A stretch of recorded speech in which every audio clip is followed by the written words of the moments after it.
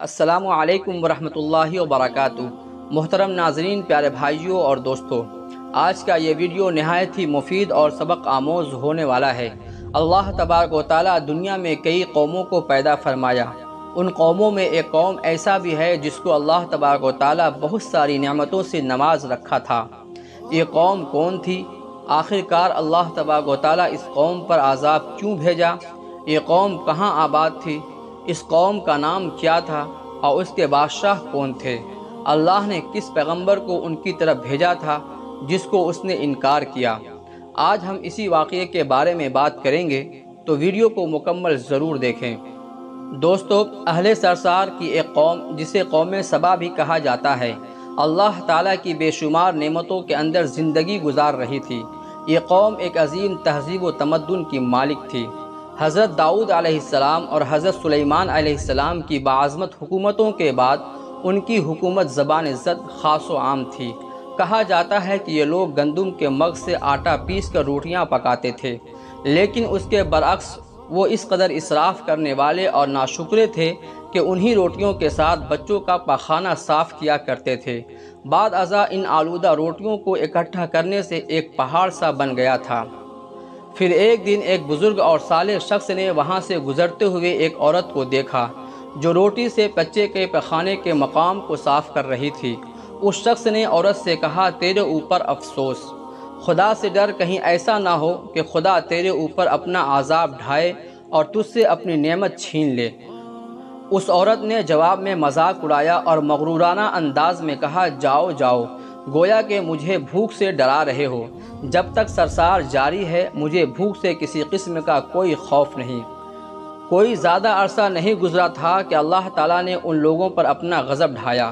پانی جو کہ زندگی کی بنیاد ہے ان لوگوں سے چھین لیا گیا، یہاں تک کہ قحط نازل ہوا۔ بات یہاں تک پہنچ گئی کہ ان کی ذخیرہ کی ہوئی تمام غذا ختم ہو گئی۔ آخرکار وہ مجبور ہو گئے تو وہ آلودہ روٹیوں پر ٹوٹ پڑے جو ان لوگوں نے اکٹھی کر کے پہاڑ کے مانند ڈھیر لگایا ہوا تھا، بلکہ وہاں سے روٹی لینے کے لیے صف لگتی تاکہ ہر کوئی وہاں سے اپنے حصے کی روٹی لے سکے۔ کفران نعمت، قحط اور ان کی بدحالی کے بارے میں متعدد روایات موجود ہیں۔ سورہ نحل کی آیت نمبر 112 اور 113 میں یوں ارشاد ہوتا ہے، اور اللہ تبارک و تعالیٰ نے اس بستی کی بھی مثال بیان کی ہے جو محفوظ اور مطمئن تھی۔ اس کا رزق ہر طرف سے باقاعدہ آ رہا تھا، لیکن اس بستی کے رہنے والوں نے اللہ کی نعمتوں کا انکار کیا تو خدا نے انہیں بھوک اور پیاس کا مزہ چکھایا، صرف ان کے ان اعمال کی بنا پر جو وہ انجام دے رہے تھے۔ ان لوگوں نے اپنی زراعت کو بہتر طور پر کاشت کرنے کے لیے پانی ذخیرہ کرنے کی خاطر بلخ کے دو پہاڑوں کے درمیان ایک بہت بڑا بند معرب تعمیر کیا ہوا تھا، اور دوسرے پہاڑوں سے گزرا ہوا پانی اس بند میں آ کر وافر مقدار میں جمع ہو جاتا تھا۔ قوم سبا نے اس پانی سے صحیح طور پر استفادہ کرتے ہوئے وسیع و عریض اور بہت سے خوبصورت باغات لگائے اور کھیتی باڑی کو رونق بخشی۔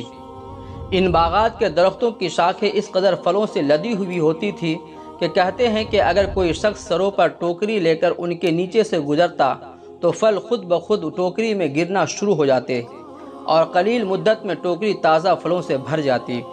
لیکن نعمتوں کی کثرت نے انہیں شکر کرنے کے بجائے سرمست اور غافل کر دیا تھا، یہاں تک کہ ان کے درمیان بہت بڑا طبقائی نظام وجود میں آ چکا تھا۔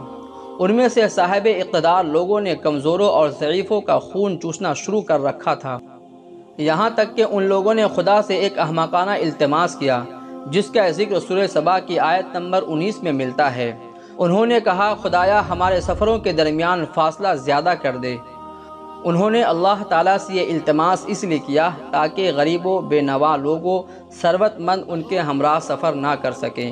ان کی خواہش یہ تھی کہ آبادیوں کے درمیان خشکی ہو اور فاصلہ بہت زیادہ ہو تاکہ تہی دست اور کم آمدنی والے لوگ ان کی طرح سفر نہ کر سکیں۔ اللہ تعالیٰ نے ان مغرور پیٹ کے پجاریوں پر اپنا غضب نازل کیا۔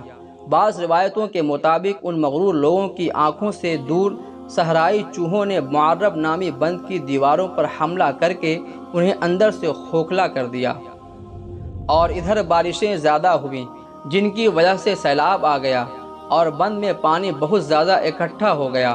اچانک بند کی دیواریں ٹوٹی، اس سے ایک بہت بڑا سیلاب آیا جس میں تمام دیہات، آبادیاں، مال مویشی، باغات، کھیتیاں، ان کے محل اور گھر پانی میں غرق ہو کر نابود ہو گئے۔ ان کے باغات اور زراعت میں سے صرف بیری کے درخت اور کچھ جھاڑیاں بچی تھیں۔ خوش الحال پرندے وہاں سے کوچ کر گئے تھے، جبکہ الو اور کووں نے قوم سبا کے کھنڈرات میں اپنے گھونسلے بنائے تھے۔